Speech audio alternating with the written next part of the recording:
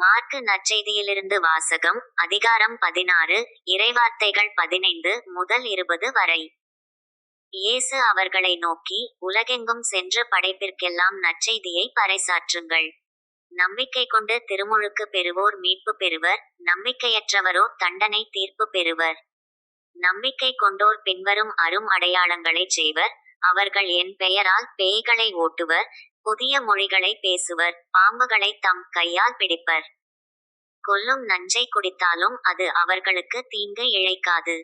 அவர்கள் உடல் நலமற்றோர் மீது கைகளை வைக்க அவர்கள் குணமடைவர் என்று கூறினார்.